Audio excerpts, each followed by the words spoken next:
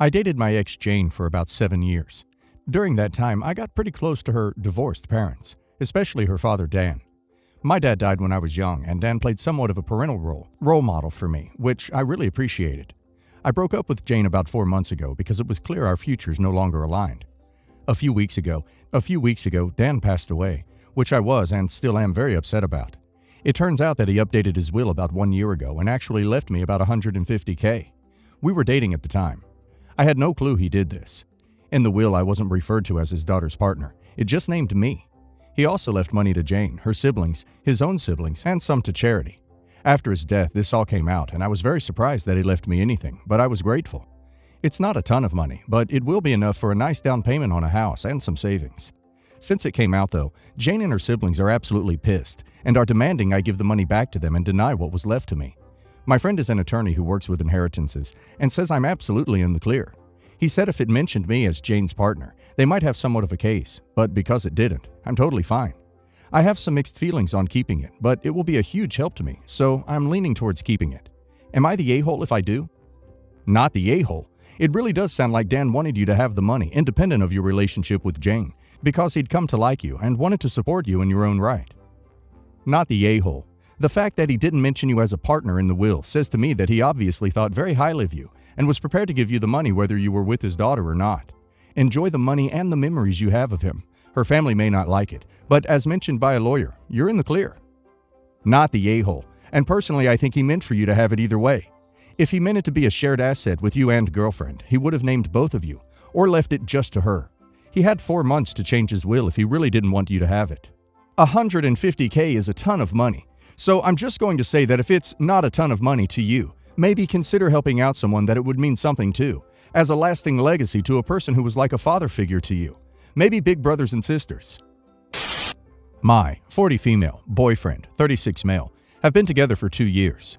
We have a great relationship. We agree on most things. He is very loving and considerate, and overall the love of my life. We recently bought our first home together, which I was hoping would be a fresh start. For context, he and his wife were married for 12 years, shortly before we started dating. Sadly, she passed. In my opinion, I've been very considerate of his grief and supportive of how he chooses to grieve her. For the first 14 months of our relationship, he had an 8x10 picture of the two of them on the mantle in the living room, which I was understanding of, especially since I moved into his apartment that they had shared together. After 14 months, it was Christmas time, and I removed it to decorate, with his permission. Fast forward to now. We've been in our new home that we bought together for about a month now and are beginning to decorate. She was a service member and he wants her folded flag to stay in the living room on display, which I support. However, we have another sitting room with many bookshelves and he wants to have their photo together on display in that room. I understand the pain of losing a spouse. I'm also widowed.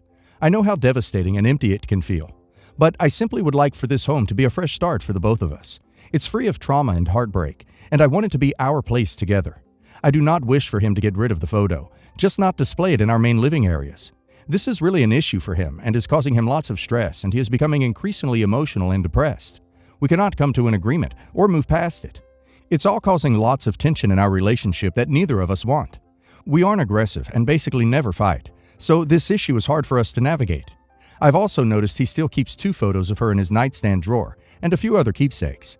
I've stayed silent about it all, except for the picture he wants to display.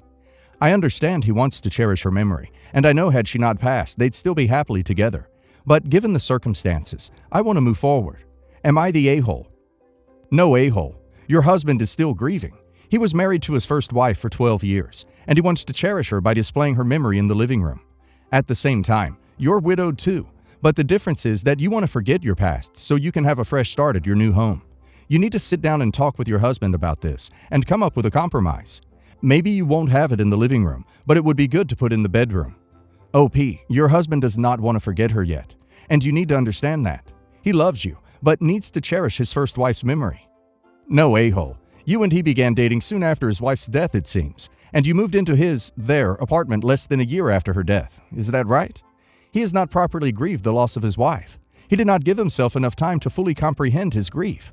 He may be feeling guilt for being with you, like he thinks he has dishonored her memory by being with you.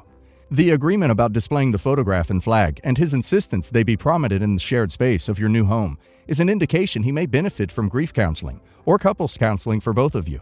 You are not wrong for wanting him to have a more private display for his wife's flag and photos. This is your home and your living space, not a shrine to his dead wife. You are not expecting him to hide or discard the items. You just want him to keep them in a more private space. This is a reasonable request. Suggesting he speak with a grief counselor might be a good plan.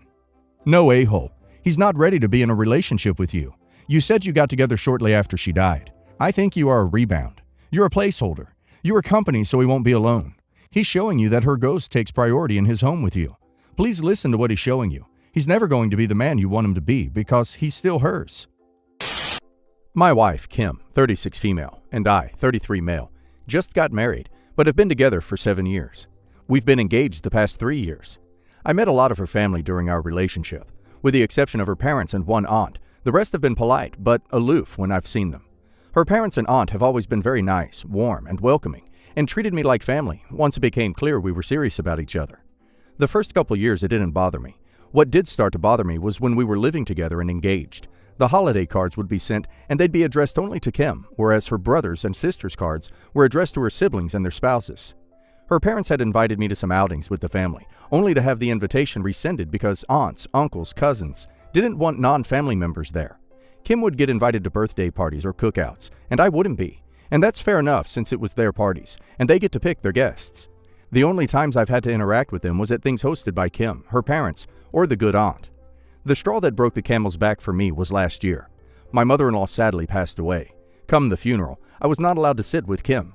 When the surviving family members were read aloud, I was not listed, yet her sister's new husband she'd been with less than 2 years was, and other new additions that had been around less time than I have, and they were seated in the family section. I didn't say anything about it, but afterwards, Kim asked if she had heard right or if I had been left off the list. We visited her dad that night and he apologized to us. He let his 2 sisters handle all the arrangements for the funeral, and they had made the list, and their reasoning was that I wasn't family since Kim and I weren't married. We didn't raise a stink about it and just let it be. Now, we've recently had our wedding, and it was great. I'm stoked to finally be married to the woman I love. When we were making our guest list, Kim asked about her family members that had always been aloof to me. I told her if she wanted to invite them, I'd support her in that, but I wouldn't interact with them. She wanted to keep peace, so she invited them. At the reception, it was like a switch had been flipped in them. They were bubbly, friendly, and kept trying to hug me and welcome me to the family. But I ignored them in favor of talking to friends and family. At one point, the aunts cornered Kim and I when we were going around thanking people for coming, and asked Kim why she married a prick. I told them I just don't want anything to do with people who basically ignored me until we were married, and Kim agreed with me. They gossiped about it some more the rest of the evening, and some days after on Facebook posts. Initially, I didn't think I was doing anything wrong, but I do feel bad that it affected Kim, too. Am I the a-hole? Not the a-hole. They are allowed to be old-fashioned, and you are allowed to not deal with them. Not the a-hole. People don't get to treat you like a non-person for 7 years, and then pretend that never happened. If you were a new relationship of less than a year, sure, maybe some exclusion would make sense. But that's not your situation. They had 7 years to welcome you. Their loss. Nope, not the a-hole. They're allowed to treat you using whatever arcane rules they wanted to for invites to their events. But that didn't mean there wouldn't be consequences for their actions. I'm not sure why you invited them to the wedding at all. Why invite them to keep the peace if you weren't going to actually do so at the wedding? Personally, I wouldn't have invited them to begin with. Once you were engaged, their behavior became unreasonable and incredibly rude. And to not let you sit with Kim at the funeral? That's just despicable. And they didn't invite you to birthday parties and cookouts because you weren't married? What the duck? Did Kim go to them without you? We have some background here. My sister-in-law is my brother's second wife, and she is the stepmother to his 3 kids, ages 17, 15, and 14. My brother, Sam, lost his first wife when the kids were very small and remarried quickly, in part because he did not want to be alone and also because he did not want his kids to grow up without a mom. They've been married for 10 years now, and the 3 kids in question do not call sister-in-law mom. They do not want anyone else to call her their mom either. She is the mother of my 2 nephews with my brother, but the discussion in question is regarding the older 3. My brother and sister-in-law went to therapy with the kids, out of concern that children so young were so resistant to calling a new mother figure mom, someone who loved them and was genuinely there wanting the best for them. They ended up blaming their maternal family for the lack of title for sister-in-law, and attempted to cut them out of the children's lives when the maternal family refused to tell the kids they wanted them to call sister-in-law mom because she was the mom now. The courts were brought in, and that put a stop to removing contact. Over the years, the kids have been corrected many times. There have also been many punishments given out because the kids rebel against sister-in-law and have said things to hurt her. It's basically one big fight at their house. The rest of my family are kind of mixed on all this, and some feel like Sam and sister-in-law are wrong to push, but others believe something is amiss because the kids have not mellowed out towards sister-in-law at all and still refuse to have anyone speak about her as their mom. I think they also believe their maternal side of the family are to blame and that they believe they are wrong for not encouraging it. I have spoken to my nephew and nieces. I know their mom's family have never said anything. What they do is talk about their mom and share her memory with them, and it led to a connection forming through the maternal family. I think it's unfair to keep pushing them to call sister-in-law mom, and I think a focus should have been put on giving them a happy home life versus pushing for something the kids have expressed they do not want. A few days ago, Sam and sister-in-law were talking to our family about the kids going back to school and how my 14-year-old niece corrected the school admin who referred to sister-in-law as her mom. Sister-in-law talked about how upset she was and how she doesn't understand how the kids can still be so wrong on this. Sam said he wanted to pull out his hair. I suggested, and not for the first time, that they should come to terms with the reality of things. Sam said the reality is sister-in-law is their mom and has been for 10 years. I told them the reality is sister-in-law is not their mom, she's their stepmother, and you can't force feelings on that to change. I am now considered the a-hole. They said I only hurt sister-in-law more and rubbed her face in the rejection by saying it. Am I the a-hole?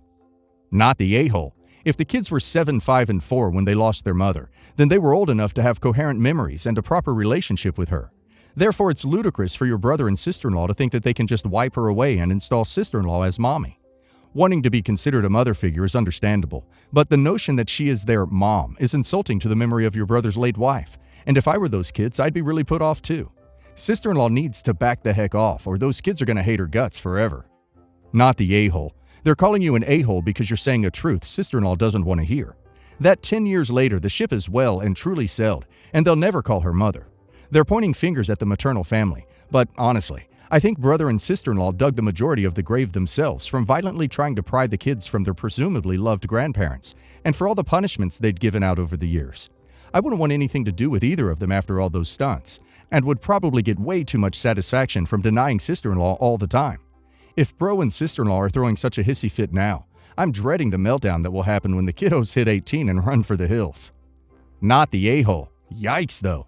I think the sister-in-law and your brother need more therapy to get down to the root of why they are so fixated on the 3 kids calling her mom, and not by her name. They need to be doing whatever makes the kids comfortable and honor their real mother. No ifs, ands, or buts.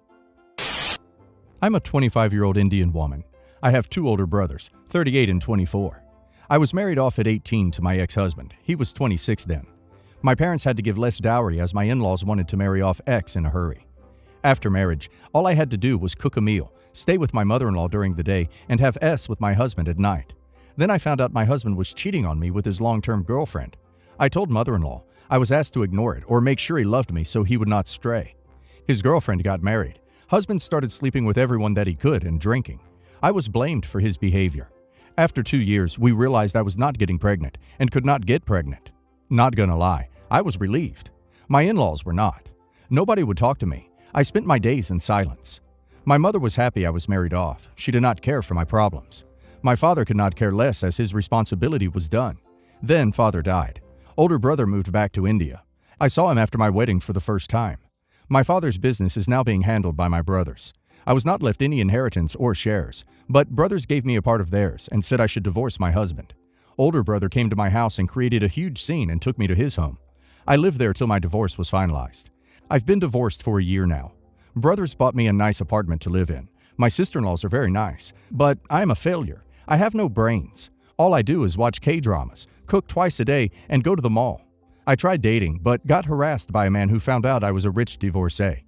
I sometimes am invited to get-togethers of the community. I do not mince my words when I talk about my husband or my mother.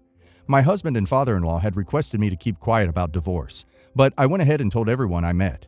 When people ask me why I stayed in that situation for so long, I tell them that my mother tattled on me to my husband when I told her what was going on. She gave husband and in-laws permission to take away my phone and to limit my movements. My in-laws are suffering because I'm running my mouth. My mother cannot face anyone in our family. She has not been to any function in the last 8 months. My mother and mother-in-law are calling me a-hole for being shameless. I do not know how wrong or right I am. Not the a-hole. You were the victim of terrible controlling aggression. Your parents didn't care. didn't feel like dealing with it, so told you to keep quiet and pretend it wasn't happening. That's classic aggression, gaslighting.